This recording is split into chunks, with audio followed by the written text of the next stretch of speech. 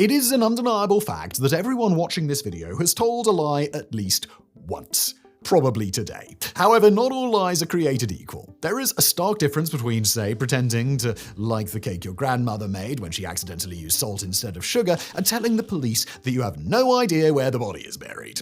In much the same way that not all lies are created equal, the people who choose to tell them also exhibit varying levels of creativity and believability. Now, you've likely experienced this yourself. Some individuals are so fundamentally bad at lying that you're left wondering why they even try, while others lie so smoothly and undetectably that they quickly rise to high positions of power in various governments. What if you find yourself in the former group and wish to transition to the latter? Is there, then, an ultimate lying technique which, if mastered, could allow you to deceive anyone? In simpler terms, is there a right way to lie? Well, join us today as we navigate the labyrinth maze of deception known as doublespeak. Although the term doublespeak is often linked to the concepts of doublethink and newspeak, both prominent in George Orwell's 1984, the idea behind it has been with us for as long as the spoken word. But what is it?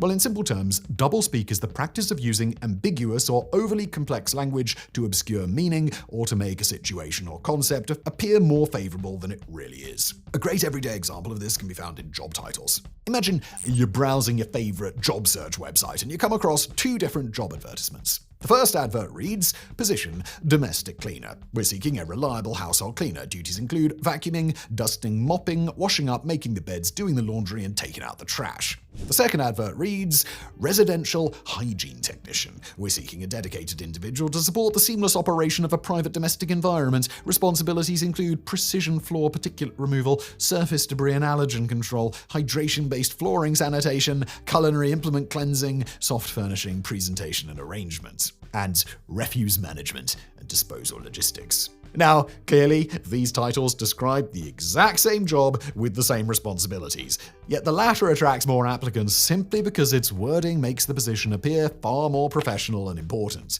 Believe it or not, most people take far more pride in being labeled a residential hygiene technician responsible for the seamless operation of a private domestic environment than they do in just being called a domestic cleaner whose job is cleaning. Similarly, a role that might once have been known as a barman or barmaid could be rebranded as a front-of-house beverage technician, or something like that. Now, this is the overt aspect. It's something we're all generally aware of but tend to overlook because it doesn't seem to harm anyone. But what happens when this approach is used in product advertising? Here, the use of linguistic ambiguity comes into play. Consider, for example, humble apple juice. Over the past 30 or so years, people have become much more conscious of the amount of sugar they consume. This awareness, combined with the concerning number of individuals who still believe that sugar causes hyperactivity in children, has led many companies to heavily promote sugar-free alternatives. The problem is that many of these products, even healthy natural ones, contain significant amounts of sugar.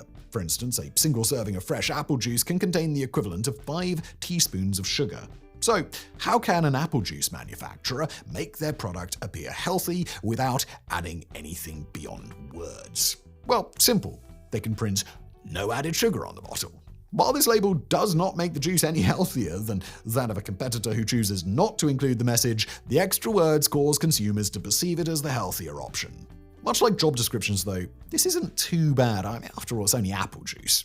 However, problems start to arise when doublespeak is used to trick consumers into buying products that are allegedly cures for certain ailments. Now look, imagine that you spent your entire life feeling uncomfortable in your own skin. Everyone you know, everyone you see online or on TV, seems to have this perfect, unblemished skin, while yours is a acne-ridden and greasy mess. Finally, you decide to do something about it. Today's the day you go online and discover what appears to be the ultimate skincare solution, the one magic potion that promises to give you the Instagram-ready face that you've always dreamed of. After hours of painstaking research, you believe you found a winner. This new skincare potion is clinically tested and claims to remove up to 99% of blemishes, with 9 out of 10 people recommending it as an acne cure, which sounds pretty good, right? Well, yeah, it does indeed sound good. Now, the problem, however, is that none of those phrases actually hold much meaning, at least not enough to convince you to part with your potentially hard-earned money. One of the most frequently abused phrases is clinically tested. According to Jeff Chen, MD, and co-founder of CEO Radical Science, whom Newsweek describes as having overseen some of history's largest crowdsourced clinical trials on supplements, Quote, most supplement brands use the same ingredients as their competitors and reference the same research on those ingredients. This means the product is often not unique, and there's no guarantee it contains the right ingredients at the correct dose or employs the proper delivery method as supported by the research. And that is just the tip of the iceberg. Because manufacturers rightly assume that hardly anyone ever reads the fine print, these clinical tests are often not as rigorous as one might hope.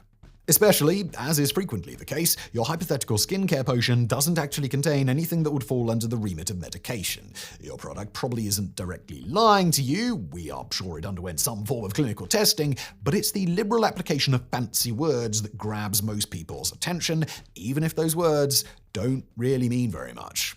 Now, what about those statistics? After all, if the product claims that it can remove up to 99% of blemishes and that 9 out of 10 people would recommend it, what's going on here?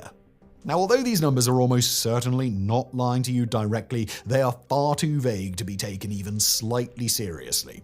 First of all, unless a product actually contains medicine, details about its effectiveness are usually obtained by sending samples to testers and then collecting their responses. Okay, so now you might be thinking something along the lines of, well, what's wrong with that? Surely sending unbranded sachets of cleanser out to members of the public is a great way to get an unbiased opinion. Now, this might not be a concern were it not for systems that powerfully incentivize reviewers to offer positive feedback. For example, one highly litigious UK-based marketing company once operated a system that worked like this. People interested in reviewing products registered online and filled out a form specifying the types of products they preferred: baby products, skincare products, makeup, etc. Although they weren't guaranteed to receive solely their chosen items, the company made every effort to ensure that most of the products sent were aligned with each reviewer's needs or interests. For instance, a parent who indicated an interest in baby products could reasonably expect to receive at least 1 month's supply of nappies, baby wipes, and perhaps even some formula every year. At first glance, this arrangement seems quite appealing. Reviewers received essential items for free in exchange for providing feedback. The problem, however, was that if a reviewer submitted poor reviews for more than 2 products in a row, they would be removed from the mailing list and lose access to free items.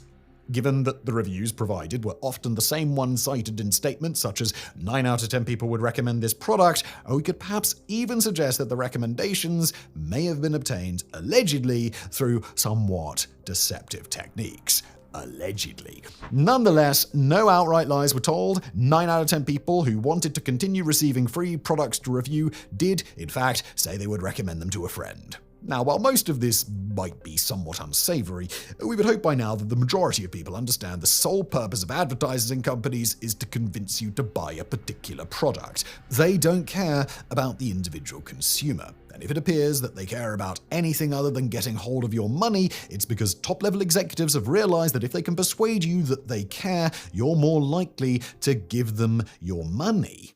The only things that truly matter within this framework are: 1. Can we convince people to buy this product? 2. Do the methods we intend to use expose us to any legal ramifications? Doublespeak is just one of many tools available to ensure that the answer to the latter question is no. As you might not be surprised to learn, the ingenious reshaping of the truth isn't confined solely to the world of advertising. There is at least one other popular field whose existence, or at least existence as we know it, relies almost entirely on the liberal use of doublespeak. And that, of course, is politics. Although a few notable exceptions exist, most politicians try not to tell outright lies. They pontificate, twist the truth until it becomes almost unrecognizable, and cherry-pick statistics. But unless they can actually justify it with handy phrases like "a matter of national security," knowingly presenting objective falsehoods is usually considered to be going too far. Now, don't get us wrong, this is very rarely about genuine altruism. Most often it's about damage control. Most voters, though generally willing to put up with a certain amount of linguistic deception, tend to get rather annoyed when they are directly lied to. The more skilled a politician is at doublespeak, the more freely they can manipulate the truth without upsetting the public. Now, to give you an idea of how this works, in 1974, the National Council of Teachers of English established the Doublespeak Award as a means of calling out the most egregious offenders. So, let's take a look at some of the winners, shall we? 1984, the United States' State Department. This is a particularly fine example of using euphemisms to downplay severity. While compiling their annual report on human rights violations in various countries, the State Department replaced the clear and unambiguous term killings with the phrase unlawful or arbitrary deprivation of life. In 1991, the United States Department of Defense.